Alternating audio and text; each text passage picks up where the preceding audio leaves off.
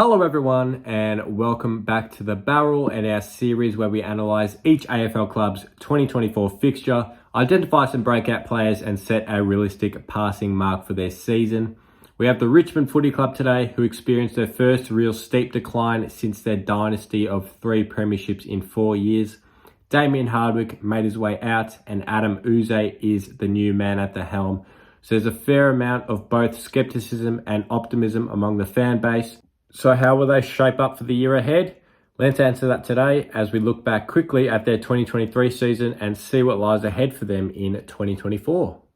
In 2023, the Tigers finished 13th on the ladder with 10 wins, 1 draw and 12 losses. They lost a few games that they really shouldn't have, which would have put them in a better position on the ladder, possibly just sneaking into the 8, but it ultimately wasn't to be.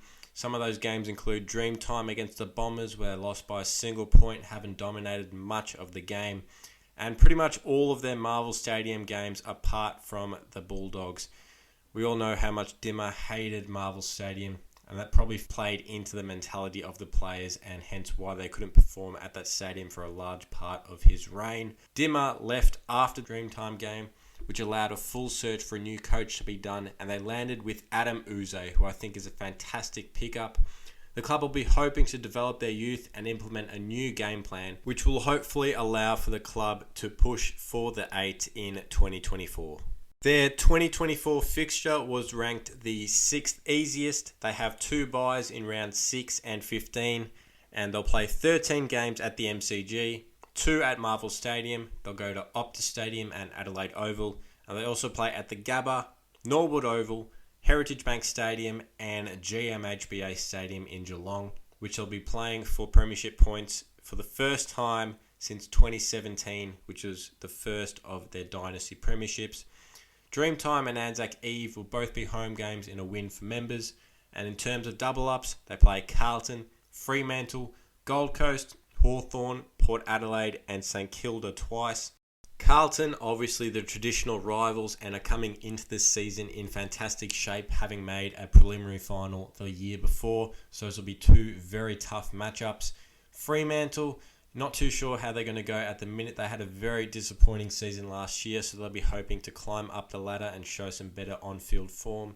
Gold Coast, who Dimmer went to ultimately to coach now, have a fantastic list and many have picked them to rise up the ladder, which is the same case as Hawthorn. So those 4 games will be danger games with young outfits who are looking to jump the competition. Port Adelaide, who many have tipped to slide, I'm not so sure. I still think they'll be a fantastic side. Of course, they've had a lot of additions to their list. However, I still see them being a top 8 side in 2024. And St Kilda, who surprised a lot last year with consistency under Ross Lyon. I expect them to be around the same spot. However, I don't have them making the 8 this year. So there should be 2 easier games relative to the rest. So they play 2 top 6 teams, 1 middle 6 teams, and 3 bottom 6 teams from last year twice. And overall, I'd say this fixture is pretty fair and exactly what you would expect from a side that finished in the bottom half of the table last year. There's a fair few Sunday afternoon games, but also a few marquee games and some blockbuster games against big Victorian clubs as well. For some breakout players in 2024, there's 3 real standouts based on what I saw last year. Number 1, Thompson Dow. It was either him or Tyler Sonsie. I had to pick one of them and I have Dow just ahead. He really impressed in round 24 against the Power and also the games he played prior, so he should get more opportunity, which he's been starved of in his young career to date. He's an accumulator who's great in the stoppage and very clean. So I expect to be seeing him play a more solid role for the Tigers midfield this year. Number 2, Samson Ryan. With Ivan Soldo leaving, second ruck duties are now Samson's for the taking. His ability up forward also makes him very valuable, getting on the scoreboard quite a bit last year after being a solid option once Lynch went down. He did find himself out of the side towards the end of the year, but I expect him to get plenty more opportunity this year. And finally, Noah Cumberland. Dimmer absolutely shot this man's confidence, so I hope he can get back to his best under Adam Uze, because when he's on, he can win a game off his own boot. He's a beautiful kick and a speedy forward who has a great goal sense, so he could play a huge part in the Tigers' chances of pushing for a possible top 8 finish if all goes well. So with regards to a passing mark, the Tigers are obviously looking to copy Geelong's blueprint of rebuilding on the go, and although the success of this plan is still yet to be determined, I'd give a passing mark as a top 10 finish, pushing for the 8 as much as possible. Many in the media have predicted a massive slide, but I think that a new voice is exactly what this playing group needs, and with still plenty of premiership experience and a solid group of young players available for selection, anything can really happen. I wouldn't write them off quite yet.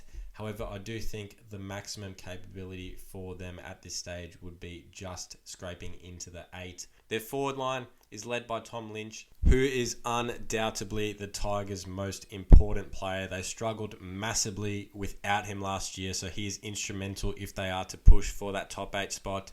Jacob Kazitsky from Hawthorn coming in will look to be a Rewalt fill-in, with Samson Ryan, Dusty Martin, Shea Bolton, and possibly Liam Baker providing a good mix of class, speed, and dare, which will be important under such a dominant key forward. The Tigers have a plethora of small forward options who likely just miss out on their best side. Morris Rioli Jr., Ryan Mansell, Matty Coulthard, but not many other tall targets other than Noah Cumberland. So performance of those 3 talls in there will be pivotal for how they perform this year. The midfield is pretty solid, with Nankervis having been a very solid ruckman for many years now. Taranto should be back to his usual ball-winning best after a very strong year last year. And Jacob Hopper will look to have a full bill of health as he offers plenty of upside as an extremely good player from his time at the GWS Giants. Prestia is an absolute superstar and instrumental for the midfield structure, so he needs to stay injury-free as well. Sam Banks and Jack Ross should be playing on the wing, as the Tigers need to begin to looking past veterans in Camden McIntosh and Marlon Pickett. I also wouldn't be surprised to see Juddy Clark playing the wing as well. He's very speedy and a beautiful left foot kick. Their backline has premiership stars everywhere: Dylan Grimes, Noah Bolter, Nick Vlaston, Dan Rioli, and Jaden Short, who are all still pretty good players. There is a bit of question mark surrounding Grimes though. I'm a bit worried that he may drop off this year, as he did show some signs of that last year. He could be replaced by Tyler Young. And other than those premiership stars mentioned before, you have Josh Gibkiss, who will likely feature in the back 6 as he recovers from a hamstring problem that kept him out of the entire 2023 season. There's also a very solid crop of young players who will look to make their way into that back 6, such as Jimmy Trezise and Tom Brown, who both impressed massively in their debut against the Power in round 24 last year. So I'm intrigued to see how the Tigers go in 2024. Can they improve on last year? Or will it be much of the footy world being proven correct with a slide down the ladder? That's all I have. Check out our best 22 video in the description for an idea of who we have making their final team. And that'll do it. Join us next time as we analyse St Kilda for season 2024. Thank you for watching, and goodbye.